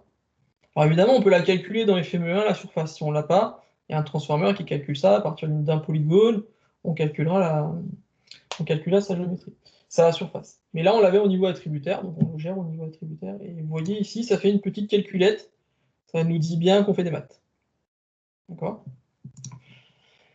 Je ne sais pas si tout le monde a réussi à faire des petites maths, mais je vous montre la dernière fonctionnalité de l'attribut creator, qui est extraordinaire, qui s'appelle le conditional value. Donc on peut faire des valeurs conditionnelles dans le creator. Et ça, toujours pareil, petite flèche à droite, et on va utiliser conditional value. D'accord? Et en fait, ici, ça va nous permettre de donner une valeur à notre attribut valeur conditionnelle en fonction de tests. D'accord? Tout à l'heure, on a vu testeur, c'est à peu près pareil, sauf que là, en fait, on fait un testeur suivi d'un attribut de créateur. Donc, je vous montre rapidement la fonctionnalité, mais on pourrait dire, par exemple, si le commit commence par donc, begin with 25, alors cet attribut, qui s'appelle valeur conditionnelle, tout en bas, en fait, prendra la valeur du nom du département, par exemple, hein, qui vaut doux. D'accord? Et on peut continuer comme ça. Si on fait clic droit, dupliquer trop, ça va plus vite. C'est fait un sinon si, donc si ça commence par 25, c'est le doux. Sinon si ça commence par 70, c'est la haute zone, par exemple. Voilà. Et donc en fait, je vais arrêter là, hein. C'est juste pour montrer hein, que c'est possible de faire ça. Si je run, il faut runner à chaque fois hein, quand on fait une modification. On voit ici maintenant que j'ai un attribut qui s'appelle valeur conditionnelle, et qui en fonction du begin commit C, 70, rentre une valeur voilà, qu'on a décidé. Donc ici haute zone et ici le doux parce que c'est du 25. D'accord? Donc là, on crée des attributs, clairement, des attributs qui n'existaient pas dans la donnée source, mais à partir d'autres attributs, de constantes, de champs calculés, à partir de la géométrie, on va pouvoir créer des attributs dynamiquement dans FME. Voilà. Donc là, c'est un petit peu la gestion de la structure hein, dans FME. Évidemment, c'est des choses qu'on fait très souvent. et qui sont très faciles à gérer dans FME, renommer, créer, concaténer. Ça, c'est des choses qu'on fait simplement. Alors la condition, c'était donc dans le conditional value, si je rentre de nouveau dedans, la condition c'était si le com INSEE, donc ou INSEE si vous ne l'avez pas renommé, commence par 25, et bien en fait tout en bas on voit il y a attribute value, ça veut dire si cette condition est vraie, quelle sera la valeur de ce nouvel attribut? Et bien moi je dis que ça vaut doux, donc évidemment l'attribut on devrait plutôt le renommer département, d'accord? Et puis après, on continue, on fait autant de conditions qu'on veut, on fait des sinon si après. Si, première condition, sinon si, ça commence par 70, comme INSEE commence par 70, alors j'écris au-dessous. D'accord? Alors évidemment, vu que j'ai 8 départements, il faudrait le faire 8 fois. Et encore une fois, ça pourrait prendre un peu de temps, on pourrait le faire autrement, avec une jointure attributaire pour récupérer automatiquement le nom du département. Mais c'est une fonctionnalité qui est vraiment intéressante dans Attribute Creator, parce que souvent, ce que je vois, en fait, quand les gens commencent sur FME, c'est qu'ils font des testeurs, comme ça, et en fait, ils font le test ici. Ils font si l'INSEE commence par 25, et puis après, ils font un Attribute Creator, comme ça. Voilà. Et en fait, ils multiplient les testeurs, comme ça, et puis les attributs de Creator. Voilà. Alors, ça marche, hein, il n'y a pas de souci. Hein. Mais ce qu'il faut comprendre dans FME, c'est que moins on utilise de transformers, moins ça sera long à lancer le traitement, évidemment, mais plus ça sera facile à ce qu'on appelle maintenir le script. Parce qu'un script FME est évolutif en fonction de vos données sources qui évoluent, en fonction du besoin qui évolue. Et si vous faites un espèce de gros machin compliqué à comprendre et à maintenir, et ben du coup ça prend plus de temps à gérer tout ça. En tout cas, voilà, il y a plein d'astuces dans FME pour éviter de multiplier les transformers dans tous les sens pour que ça soit plus facile à comprendre, plus facile à maintenir et que ça fonctionne plus vite. Voilà. Bon, après, encore une fois, quand on est débutant, on a plutôt tendance à décomposer beaucoup les étapes et c'est pas forcément grave. Hein. Au fur et à mesure qu'on progresse, on a tendance à reprendre ces scripts et à recompacter tout ça pour que ce soit plus efficace. D'accord ? Donc là, je vous ai montré la partie un petit peu attributaire. Maintenant, je peux vous montrer un peu la partie géométrique. Et c'était l'exercice un peu plus en bas du tuto. C'est qu'à partir des communes, je vais générer les départements et la région. D'accord ? Parce que finalement, la région et le département, ce n'est ni plus ni moins que des fusions de communes. D'accord ? Alors, pour faire des fusions, dans FME, il y a un transformer, des fusions de polygones, hein, qui s'appelle dissolver. Donc, il s'appelle dissolver, voilà, bon, to dissolve, hein, en anglais, voilà. Il faut être un petit peu, bien un petit peu les termes anglais, mais souvent les termes sont assez faciles à trouver. Et en fait, lui, contrairement aux autres transformers, si je le connecte, vous voyez ce qu'on peut faire dans FME, hein, c'est créer des flux parallèles comme ça. Alors attention, quand on crée des flux parallèles comme ça, on multiplie les données, d'accord? Mais c'est pas forcément grave. Ici, je connecte Dissolver et je ne paramètre pas. Vous voyez la molette, elle n'est pas rouge, elle est juste un petit peu jaune dedans. Et ça va faire quelque chose. Et si je run, alors ça met un petit peu de temps parce que ça fait quand même un gros process. Voilà, bon, moi j'ai un PC qui va vite, donc attention au PC. Et vous voyez ici, il y a un port ARIA. Vous voyez, il y a une donnée qui sort. Et si je clique dessus, et que je regarde dans Data Inspector, bah, et ben en fait, j'ai le polygone de la région. Voilà. Donc j'ai juste appelé dissolver. Alors ça marche parce qu'on n'a qu'une seule région. Hein. Dans les données sources, si on avait plusieurs régions, bah, ça aurait plutôt tendance à générer la France. Là, j'ai créé la région. Donc je vais faire un clic droit, je vais faire ETH Annotation, et je vais dire ici région. D'accord ? Donc ça c'est fait, la région est faite. Pas grand chose à faire, hein, c'était simple. Par contre, pour faire les départements, ça va être un petit peu plus compliqué. Parce qu'on voit que Dissolver, en fait, il fusionne tous les objets qui se touchent. Nous, il faudrait lui dire à Dissolver, fais-moi la fusion des objets, mais des communes du même département. D'accord ? Alors pour faire ça, en fait, dans Dissolver, il faudrait lui passer un paramètre qu'on appelle de group by. C'est-à-dire qu'on va lui dire, attention, fais-moi la fusion, mais groupée sur les objets qui ont un même identifiant. D'accord ? Donc je vais faire appel à un second Dissolver, hop, et je vais le connecter ici. Pareil, je vais faire un flux parallèle depuis ma donnée source. D'accord? Je fais un clic droit, je vais dire qu'on fait les départements. Donc ça va se faire en 2-3 étapes. Parce qu'en fait, pour que ça fonctionne, il faut lui donner en fait un code département. D'accord? Pour chaque commune, il faut dans la partie attributeur qu'on ait un code département. Sauf que dans la donnée source, vous voyez, on ne l'a pas, ce code département. D'accord? Par contre, on a le code INSEE. D'accord? Et dans FME, on pourrait dire, tiens, je vais récupérer les 2 premiers caractères du code INSEE et je vais créer un nouvel attribut qui s'appelle code département. Pour faire ça, dans FME, bon, il y a plein de façons, hein, mais on peut le faire avec un transformer qui s'appelle substring extractor. D'accord? Et là, substring extractor, en fait, c'est un peu comme un left ou un right dans Excel. D'accord? Je vais lui dire sur quel attribut, donc le code INSEE, je vais faire une extraction. D'accord? Et après, en termes de paramétrage, ici, il faut lui donner en fait de là où on veut commencer jusqu'où on veut aller. Alors attention, le premier caractère dans FME, c'est 0. D'accord? Et la fin, du coup, ça va être 1. Donc de 0 à 1, je vais récupérer les 2 premiers caractères du code INSEE. Et tout en dessous, là, dans Result Attribute, on voit qu'il crée un attribut qui s'appelle underscore substring. Et ici, moi, je vais directement le renommer code-dep. Donc substring extractor permet en fait d'extraire une partie. Alors on peut partir en négatif, on peut partir de la fin. Voilà. Donc là, on fait juste un truc simple, c'est les 2 premiers caractères. Donc sur l'attribut INSEE, je dis 0, 1, ça me génère le code-dep. D'accord? Et du coup, ici, si je run jusqu'à substring extractor, on va voir que maintenant, j'ai un code-dep qui prend à chaque fois les 2 premiers caractères du code INSEE. Donc ça, c'est vraiment essentiel hein, de valider ce que vous faites comme paramétrage. Est-ce que c'est le bon transformer? Vous voyez, je run jusqu'ici, je valide si j'ai bien mon code dep. Parce que si j'ai pas le code dep, ça va jamais marcher la suite. D'accord? C'est vraiment par étape qu'il faut appréhender l'outil. Et donc ici, je crée un code département à partir de l'extraction du code INSEE. D'accord? Donc ça, parce qu'on n'a pas la donnée dans la donnée source qu'on n'y arrive pas. Il faut réfléchir, il faut trouver des astuces, il faut croiser les données. Voilà, il y a plein de solutions pour s'en sortir. Donc j'ai créé un code département pour chaque ligne, d'accord, c'est essentiel. Et ensuite, du coup, dans Dissolver, je vais rentrer dans son paramétrage et je vais lui dire fais-moi la fusion des objets. Mais ici, vous voyez, il y a un paramètre de group by. Et là, je clique sur le 3 petits points et je lui dis fais-moi la fusion des objets sur le code département. Donc je choisis code département que j'ai généré juste avant dans Substring Extractor.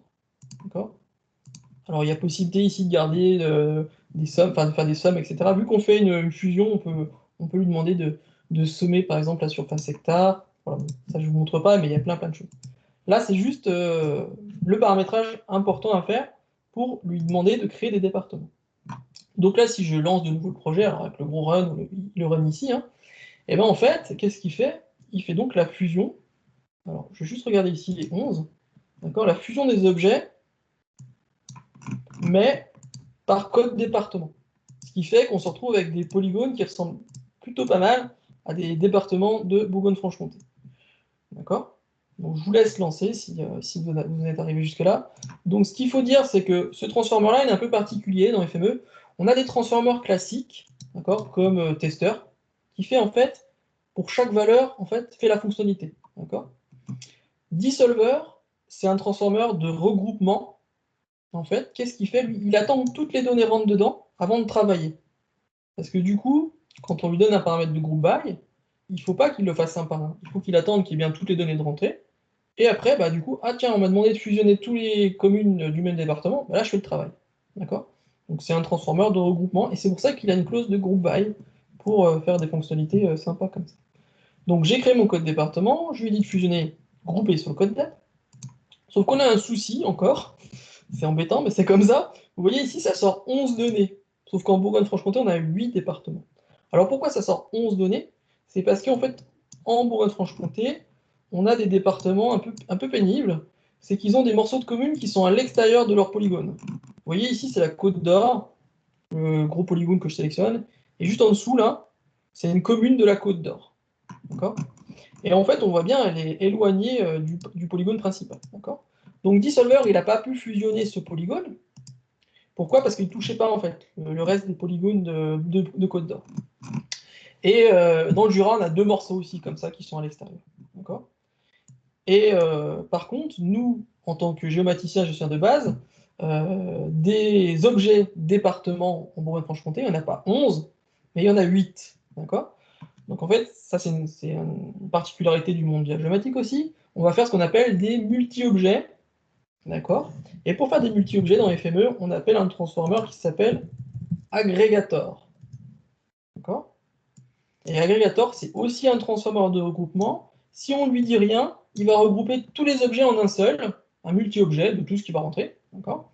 Mais en fait, ce qu'il faut lui dire, c'est comme dissolver, de grouper les objets par code dep, d'accord? Donc pareil, je vais dans le groupe by, je dis code dep, je ne fais rien d'autre, d'accord?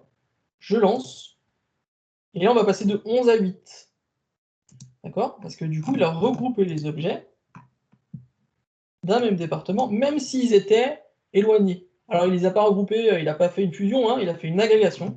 Et vous voyez maintenant, quand je sélectionne le polygone de Côte d'Or, eh ben, il sélectionne bien le petit bout qui était à l'extérieur. Voilà. Et donc on a un multipolygone. D'accord?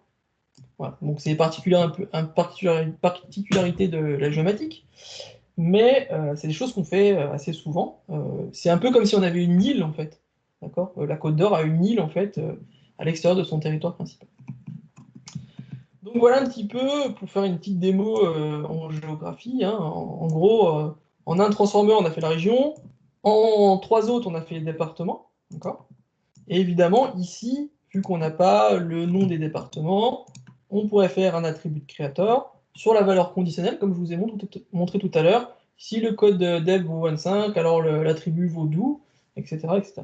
On pourrait aussi faire une jointure attributaire avec un fichier Excel qui nous liste le nom des communes pour automatiquement remonter les attributs dans FME. Donc si vous avez encore un peu de temps, je peux vous montrer une jointure attributaire. On va faire un bête fichier Excel, et puis on s'en arrêtera là. Donc je vais faire un fichier Excel pour remonter le nom automatiquement des codes des départements dans mon flux. Je vais faire deux colonnes. Je vais faire une colonne qui s'appelle code dep, d'accord, et une colonne qui s'appelle nom dep. Alors évidemment, on pourrait le retrouver sur Internet, hein, ça, là, je fais un truc, mais... Donc là, code dep, par exemple 25, ça va prendre le nom d'où, d'accord, 70 Haute-Saône. Et puis, allez, on va faire 39, je ne vais pas tous les faire, mais c'est le principe qui intéresse. J'enregistre mon fichier Excel. Je vais enregistrer ça sur mon bureau.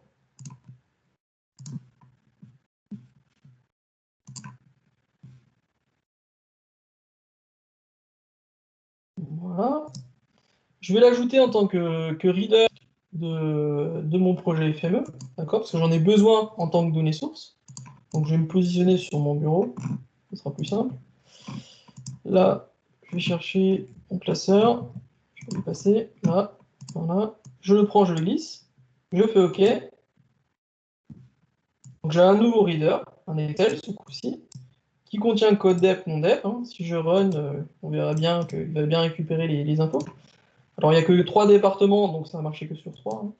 Et ensuite, ce qu'on pourrait faire, c'est une jointure attributaire entre ce flux-là et ce flux-là. En gros, on aimerait que le non dep il revienne ici automatiquement dans notre flux au-dessus qui contient les géométries.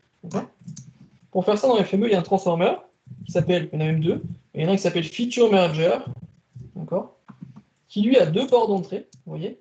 Il a le port requestor, donc c'est le flux qui requête, qui veut récupérer des informations. D'accord, je le connecte à Aggregator, parce que c'est les géométries, moi, que je veux alimenter en information. Et le port supplier, ici, qui va fournir des choses. Donc là, en fait, on fait une fusion, on fait une jointure attributaire. Alors pour que ça fonctionne, par contre, dans les paramétrages du feature manager, il faut lui dire les attributs, l'attribut ou les attributs qui permettent de faire la jointure. C'est ce qu'on appelle la clé de jointure. Donc de part et d'autre, normalement, on a un code dep. Voilà. Et grâce à ça, si je lance le projet, alors ça va fonctionner que sur 3 départements, évidemment. Ici, on a un port merge. Donc ça veut dire que la jointure a fonctionné. Et automatiquement, sur ces 3-là, on a récupéré le nom dep du fichier Excel. Donc ici, on a fait une jointure attributaire. D'accord. On est venu se faire croiser des flux d'informations de formats différents, mais grâce à une clé de jointure, alors ça peut être le code INSEE, mais ça peut être un identifiant unique, peu importe, hein, on est capable de venir alimenter en information notre flux principal. On peut faire des jointures spatiales, etc. Il y a beaucoup de possibilités, mais c'est pour vous montrer la capacité de croiser les flux d'informations de différents formats avec une grande facilité dans FME. C'est juste connaître le transformer, bien le paramétrer, et puis voilà. Ici, ça fonctionne parfaitement. Alors que sur 3, parce qu'on n'a que 3 départements dans le fichier Excel. Mais ce qui est intéressant dans ce transformer-là, c'est que ici, vous avez un port unmerge requester qui vous dit, bah tiens, vous en avez 5 qui n'ont pas trouvé d'informations dans le fichier Excel. Donc typiquement, ça pourrait être une possibilité de détection d'erreur. D'accord ? Bon, voilà, c'est sans fin FME, mais je pense que déjà, comme ça vous donne un peu une idée de comment on manipule les données, comment on ajoute des données sources, comment on ajoute des transformers, un writer, comment on fait la moulinette pour qu'on arrive à ce qu'on souhaite obtenir. Et donc voilà, c'était un peu l'idée de cette présentation, pour ceux qui ne connaissaient pas FME ou qui connaissaient, qui en avaient entendu parler, vous montrer un peu comment ça fonctionne. Alors évidemment, si vous voulez aller plus loin, il faudra vous regarder pour une formation, parce que là on fait que voilà, présenter un petit peu. Il y a beaucoup de fonctionnalités, vous voyez, il y a pas mal de boutons et de fonctionnalités un peu cachées dans FME. Donc on en apprend tous les jours, évidemment, comme tous les outils. Il faut pratiquer, il faut se challenger, mais au quotidien, c'est un outil génial pour gérer les données, SIG ou non, hein, peu importe. Parce qu'on n'a plus de problème de format, ça va très vite, ça automatise énormément de tâches, ça corrige, ouais, on peut faire du contrôle qualité aussi sur vos données. Enfin voilà, c'est sans fin. Je ne sais pas si vous avez des questions, mais je vous propose d'en arrêter là un petit peu pour la démo. Qu'est-ce que je disais dans mon tuto? Donc on a fait un petit peu hein, tout ce que j'ai dit là. Je vous enverrai le tuto évidemment. Voilà, j'avais une petite synthèse, hein, donc c'est ce que j'ai dit, hein, évidemment. Et puis mon contact à la fin de la page, si vous voulez me contacter pour de la formation FME, je fais formation Postgre, du BERT pour ceux qui connaissent. Et puis évidemment, je peux vendre des licences, faire du développement pour vous, venir vous aider directement chez vous. En fait, on fait des formations de développement, mais tout est possible. Il suffit de me demander ce que vous avez besoin et je viens vous aider avec plaisir.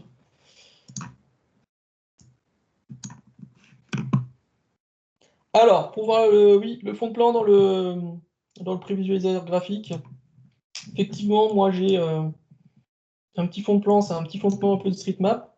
D'accord?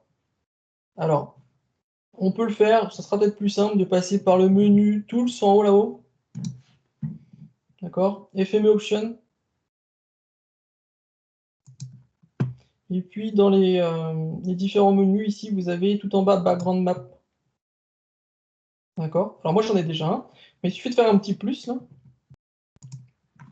Et puis vous allez chercher dans la source Tamen Map. Et après, les 3 petits points en bas, vous prenez terrain et vous faites save. Et après, dans le visualiseur, en bas, il faut aller prendre la petite liste déroulante là, pour remettre le fond de plan. Donc là, je fais save, j'en aurai 2 maintenant. Et après, dans le visualiseur, en bas, là, il y a une petite liste déroulante qui doit être sur Background Map Off chez vous. Et bien là, vous pouvez passer sur terrain. Et là, vous allez avoir un petit fond de plan OpenStreetMap qui s'affiche. Alors, des fois, ça ne fonctionne pas parce qu'il y a le proxy de l'entreprise qui bloque. Mais normalement, ça fonctionne pas mal. Voilà. Ça permet au moins de se localiser dans l'espace. Parce que souvent, dans le monde du SIG, on a un problème, c'est que nos données se retrouvent en Afrique, si ça s'affiche. Voilà, ça se met vraiment souvent par là, dans le Golfe. Là. Pourquoi, en fait? Parce que ici, c'est ce qu'on appelle Null Island. C'est les coordonnées 0,0 de la Terre, en fait. Et donc, les données, elles viennent là parce qu'elles ne savent pas où elles sont. Et ça permet de comprendre qu'on a un problème de projection. D'accord? Alors, dans FME, la projection, pendant qu'on y est, c'est super facile. Il y a un transformer qui s'appelle reprojector. D'accord. Faut que je prenne le bon parce qu'il y en a pas mal. Reprojector, c'est le transformer de FME. Ici, je prends le flux, la géométrique qui est en Lambert 93, et que je lui dis finalement, je le veux en WS84, je choisis soit le code EPG pour ceux qui connaissent, soit le nom plus classique, et à la sortie de ce flux, c'est reprojeté. Voilà. Donc ça, c'est aussi encore une des facilités dans FME. En plus, il a un autodétect, ça veut dire qu'il va détecter automatiquement la projection. Oui, je vous enverrai la liste des transformers. Donc c'est VRMS qui fait ça. C'est un partenaire Syldi France. C'est la société qui avait importé FME il y a déjà pas mal de temps, avec qui je travaille beaucoup, et qui en fait liste les transformers sur un PDF. C'est pas mal parce qu'on peut faire une recherche sur un mot-clé. Sinon, ils font des petits livrets qu'on peut demander chez eux aussi, qui nous envoient. Je peux vous en envoyer aussi si vous voulez. Et c'est pratique parce qu'on feuillette le guide des transformers et c'est comme ça qu'on apprend à les connaître et comme ça qu'on progresse aussi dans FME. Parce que souvent, en fait, dans FME, on arrive à faire quelque chose d'une manière avec 3-4 transformers et en fait, il existe un transformer qui fait tout d'un coup et beaucoup plus efficacement. Donc, vu qu'il y en a beaucoup, on ne les connaît pas tous et on en découvre tous les jours. Donc, c'est ça qui est passionnant. Et aussi, ce qu'il faut savoir, c'est qu'il y en a 545 natifs des transformers.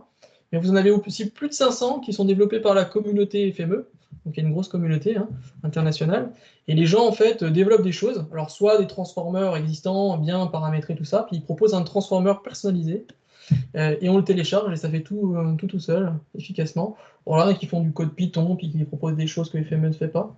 Et donc, en fait, ça fait plus de 1000 transformers en fait, de disponibles dans FME professionnel. Et souvent, en fait, quand j'essaye de faire quelque chose, je me dis, ouais, c'est compliqué. Mais en fait, il y a quelqu'un qui l'a déjà fait et je télécharge gratuitement et je modifie si j'ai besoin. Et voilà, ça me fait gagner un temps précieux. On peut partager ces transformers. Moi, j'en ai déjà partagé 2-3 et c'est super intéressant. Au niveau. Voilà, il y a quelqu'un qui a mis le lien qui va bien pour télécharger le guide PDF. En papier, c'est pas mal, mais en PDF, c'est bien aussi parce qu'on peut faire des recherches par mots-clés. Donc, vous allez avoir tous les transformers avec une petite description et des fois une petite capture d'écran de ce qu'il fait. Et c'est vraiment pratique. C'est la Bible. faut la regarder de temps en temps. Donc, c'est vraiment bien.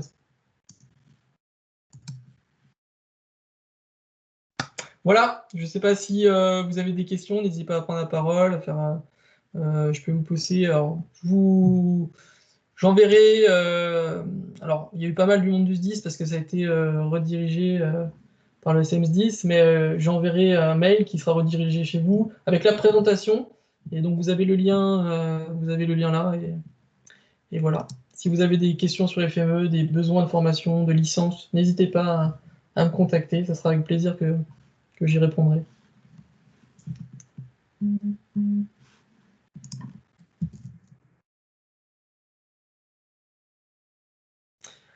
Donc oui, alors FME, il faut partir sur une formation de 2 jours pour vraiment faire le tour des fonctionnalités, parce qu'il y a beaucoup de choses. L'intérêt de ces 2 journées-là, c'est qu'on voit les 30 transformers plus intéressants, et puis on fait le tour des fonctionnalités. Donc on sait ce que FME peut faire, alors même si on ne maîtrise pas tout, on sait que ça peut le faire. Et le jour où on en a besoin, on a du coup notre cerveau qui nous dit, tiens, FME peut m'aider sur cette question-là. On creuse la question, on progresse, et puis voilà, on gagne vraiment beaucoup de temps avec ce genre d'outils.